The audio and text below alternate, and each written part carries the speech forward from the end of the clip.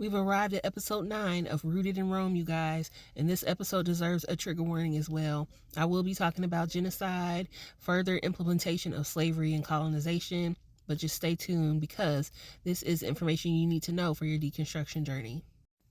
So, in the last episode, we talked about papal bulls. We talked about how the Catholic Church gave Portugal and Spain written permission to conquer and enslave.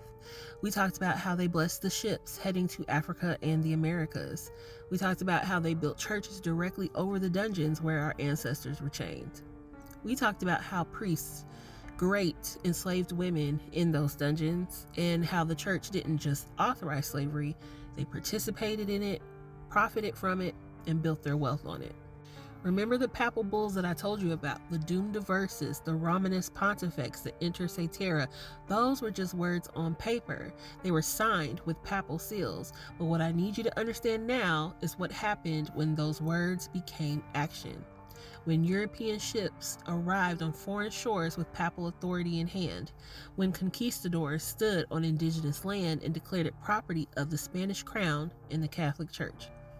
When millions of people, indigenous peoples in the Americas, Africans forcibly brought across the Atlantic, were subjected to a system of violence, exploitation, and death so vast it reshaped the entire world. This episode is about the implementation. The papal bulls were the blueprint, but this is what happened when they built from the blueprint. And I'm warning you now, this is going to be hard to hear because we're going to talk about numbers. Mass death on a scale that's almost incomprehensible. We're going to talk about systems, legal structures the church helped create to extract wealth and labor. And we're going to talk about how the New World was built on the bones of indigenous peoples and the labor of enslaved Africans. So let's start where the papal bulls were first put into practice, the Americas.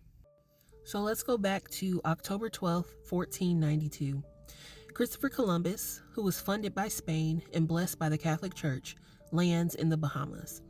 He's not the first European to reach the Americas because Vikings got there centuries earlier, but his arrival marks the beginning of sustained European colonization.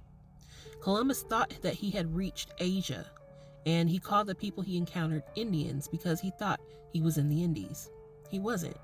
He was in the Caribbean, encountering the Taino people, an indigenous group that had lived in the region for centuries. Here is what Columbus wrote in his journal about the Taino. He said, "They ought to make good and skilled servants, for they repeat very quickly whatever we say to them. I think they can very easily be made Christians, for they seem to have no religion." That's right, y'all. This was day one, and the first thing he thought when he saw indigenous people was, they'll make good servants. Not, these are human beings with their own cultures. Not, these are people we should respect.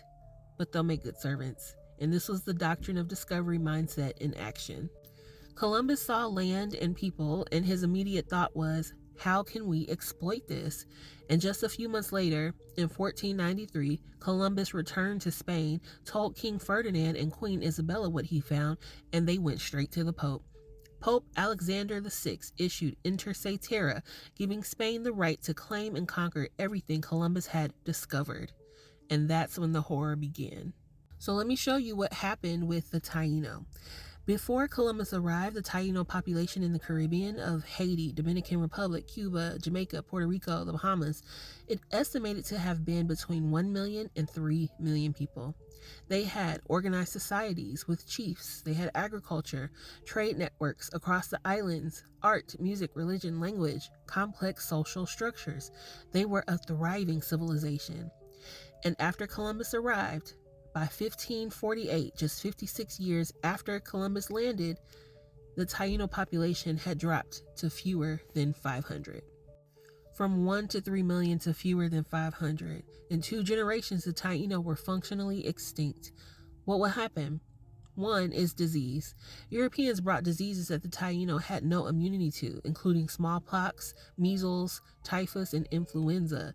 These diseases spread rapidly and killed massive numbers of indigenous people. Some historians estimate that disease killed 90% of indigenous populations in the Americas. But disease wasn't the only cause. It wasn't even the main cause in the early years. Because disease doesn't build itself. Disease spread because of conditions that Europeans created.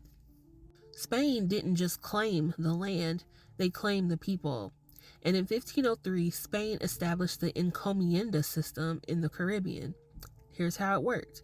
Spanish colonizers were granted indigenous people by the Spanish crown. Not land, people. So they had the right to demand labor and tribute from all the indigenous people assigned to them. So in exchange, they were supposed to protect the Taino, Christianize them, and then treat them humanely. But in reality, it was slavery. Indigenous people were forced to work in gold and silver mines, work on plantations, build Spanish infrastructure, and serve Spanish household. They were worked to death. Men, women, and children were forced into mines and fields, given barely any food, beaten if they didn't meet quotas, and killed if they resisted. The encomienda system was legal, and it was authorized by the Spanish crown, and it was blessed by the Catholic Church. Spanish conquistadors didn't just enslave the Taino, they massacred them. Bartolomé de las Casas is a Spanish Dominican friar who witnessed the conquest and wrote detailed accounts of what he saw. He described Spanish soldiers as killing indigenous people for sport, feeding indigenous children to dogs, burning people alive, cutting off hands, noses, and ears as punishment, and mass killings to instill terror. Las Casas wrote, "They attacked the towns and spared neither the children nor the aged nor pregnant women nor women in childbed, not only stabbing them and dismembering them, but cutting them to pieces as if dealing with sheep in the slaughterhouse." This was not war, this was extermination. So these conditions were so horrific that many Taino chose death, okay? Women killed their own children rather than seeing them enslaved. Men and women unalived themselves to escape the brutality. Las Casas wrote, "Endless testimonies prove the mild and pacific temperament of the natives, but our work was to exasperate, ravage, kill, mangle, and destroy." By 1548, the Taino were effectively gone. One of the first indigenous groups Columbus encountered was erased from existence in 2 generations. So the Taino were not an isolated case. What happened to them happened across the entire Western Hemisphere. I want to show you the numbers, okay? So indigenous population before European contact in 1492, the estimates vary, but most historians agree that 50 million to 100 million indigenous people lived in the Americas before Columbus. So I want to put that into perspective. Europe's population in 1492 was around 70 million. So the Americas had more people than Europe. There were massive civilizations. You had the Aztec Empire in Mexico, which was 5 to 6 million people. You had the Inca Empire in Peru, Ecuador, Bolivia, and Chile. That was 10 to 12 million people. You had the Mississippian culture in North America, which had large urban centers. And you had hundreds of other nations, kingdoms, and societies across 2 continents. There were cities, governments, agriculture, trade, art, science, religion. These were not primitive or uncivilized people. They were complex, organized societies. And so by 1600, just over 100 years after Columbus, the indigenous population had dropped to an estimated 5 to 10 million. So that's from 50 to 100 million to 5 to 10 million. That's a death toll of 40 to 90 million people in 1 century.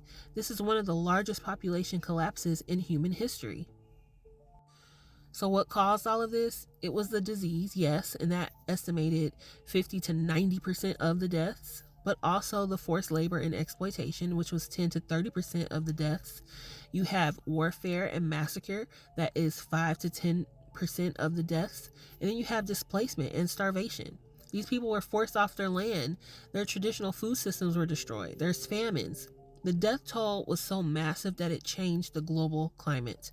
Scientists have found evidence that the collapse of indigenous populations in the Americas caused a temporary drop in global CO2 levels in the 1600s. Why? Because indigenous people have been farming vast areas of land, and when they died, the farms were abandoned. Forests regrew, absorbing carbon from the atmosphere. So many people died that you see it in the ice core samples. So just let that sink in. I'm running out of time. Catch me in part 2, y'all.